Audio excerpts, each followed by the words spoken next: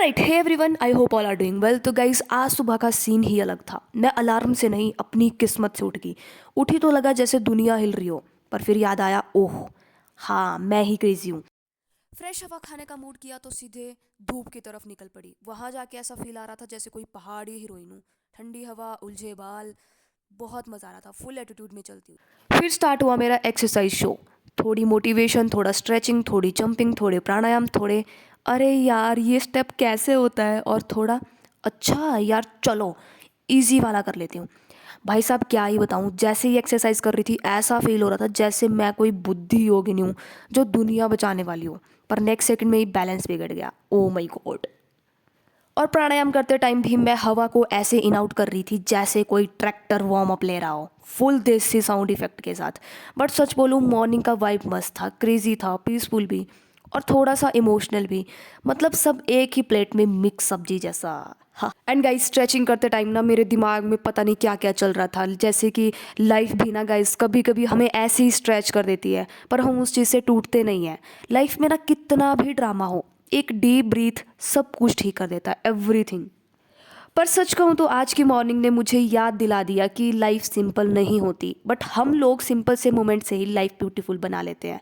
चाहे वो सुबह की वॉक हो, दो पल की शांति हो, या फिर पागल हरकतें हो।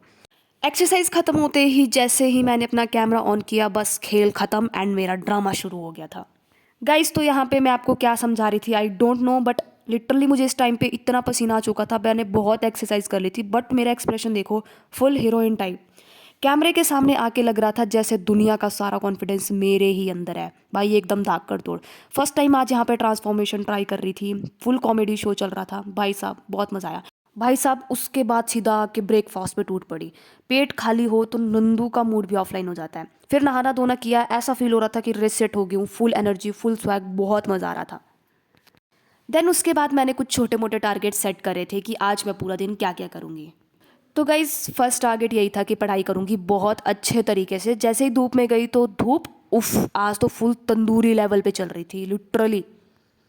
बट कोई बात नहीं, जब दिमाग ने ही बोल दिया था कि नंदू आज करना ही करना है, तो फिर धूप क्या गर्मी क्या, हम देसी लोग हैं यार। डिटर्मिनेशन में भी एक्स्ट्रा तड़का डाल। एंड गाइस जैसे ही मैं थोड़ा कॉन्सेंट्रेट होकर पढ़ाई करने लगी थी और सीन एकदम पलट गया। भाई मेरे लैपटॉप ने वहीं मेरा साथ छोड़ दिया। ना इंटरनेट कनेक्ट हो रहा था, ना फाइल ओपन हो रही थी। जैसे कि उसने डिसाइड कर ही लिया हो कि नंदू आज मैं कुछ नहीं करूँगा, सिर्फ रेस्ट करूँगा। पहले मुझे लगा कि नेटवर्क इशू होगा, पर नहीं, लैपटॉप खुद ही एटीट्यूड दिखा रहा था।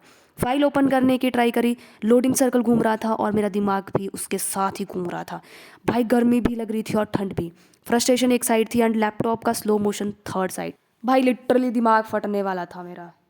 इस लेवल पे परेशान हो चुकी थी कि अब मेरा मूड लिटरली फ्राई पैन जैसे गर्म हो चुका था।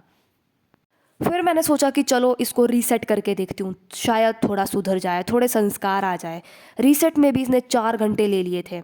स्क्रीन बस घूम रही थी, लोडिंग सर्कल अपना ही डांस शो चला रहा था और मेरे अंदर का पेशेंस अब लास्ट स्टेज पर पहुँचने वाला था। इतना टाइम लेने के बाद भी ये स्टार्ट नहीं हुआ और लैपटॉप ने पूरे मूड की ऐसी तैसी कर दी थी।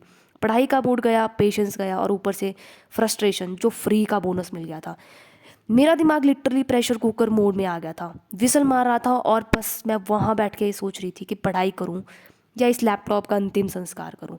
मेरा दिमाग फट रहा था। आई डोंट नो कि मैं क्या कह रही थी क्या नहीं कह रही थी, बट मैं लिटरली, मेरा पेशेंस अब ख़त्म ही हो चुका था। भाई नेक्स्ट लेवल दुख था यार। मतलब वो वाला दुख जो फिल्मों में स्लो मोशन में बारिश के साथ दिखाते हैं। बस डिफरेंस इतना था कि यहाँ बारिश नहीं, सिर्फ मेरा पेशेंस बह रहा था। एक पॉइंट पे लगा कि भगवान मेरा सब्र का टेस्ट ले रहा है। भाई लिटरली हद ही हो गई थी। न रोना आ रहा था, ना हंस पा रही थी। मैं लिटरली लैपटॉप को देखकर बोल रही थी कि भाई मैंने क्या बिगाड़ा है तेरा, भाई मैं तेरे हाथ पैर जोड़ती हूँ, मैंने इसके सब जोड़ के देख लिया, पर इसने मेरी एक नहीं सुनी। इसने वही किया जो इसको करना था आज। बट सबसे बड़ा प्रॉब्लम यह है कि ये अभी तक स्टार्ट नहीं हुआ है। जब मैं ये व्लॉग एडिट कर रही हूँ ये अभी भी स्टार्ट नहीं हुआ है।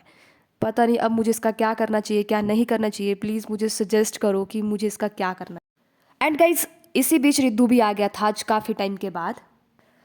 एंड इसको भी होमवर्क कराया, थोड़ा खुद पे भी फोकस किया। उसकी जो आते ही पोइम शुरू होगी, उसकी बातें जिस तरह से वो करता है एंड बहुत ही क्यूट लगता है। अब मन और दिमाग मेरे दोनों शांत हो गए थे। ऐसा फील हुआ जैसे कि टेंशन ख़त्म होगी भाई। एक ही ज़िंदगी है, कब तक टेंशन में ही गुजार दोगे, कब तक सोच सोच के ही ज़िंदगी ख़त्म कर दोगे। थोड़े मज़े लो लाइफ में, कोई बात नहीं, छोटी मोटी प्रॉब्लम्स होती रहती है, भाड़ में जाने दो। भाई लाइफ में ना कितनी भी प्रॉब्लम्स हो, रिद्धू जैसे छोटे दोस्त तो ना सब कुछ संभाल देते हैं। एंड आई थिंक ये सबकी लाइफ में होने चाहिए। थोड़ी देर पहले लग रहा था कि लाइफ लैपटॉप के अराउंड ही घूम रही है, पर रिद्धू ने याद दिला दिया कि लाइफ एक्चुअली इन छोटी छोटी मोमेंट्स में ही बड़ी होती है। लिटरली बहुत मज़ा आया, बहुत मज़े करे हमने पढ़ाई करते करते। हेलो गाइस, आज हमने बहुत सारे क्लिप्स लगाए, मैंने 2 लगाया और दीदी ने एक। ये देखो, ये फिर आप बाय कर देंगे तो आप खेलने लगेंगे कैची कैची। ओके। चलो ओह माय गॉड, ठीक है हो गया। भाई वो ना मेरे लिए कुछ लिख रहा है।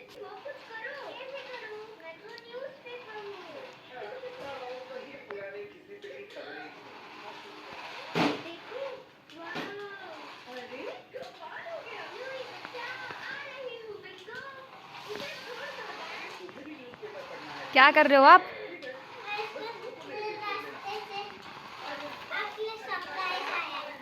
सरप्राइज मेरे लिए?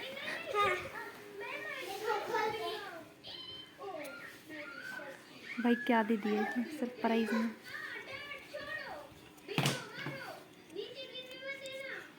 मैं खोलूं? हाँ खोल दो।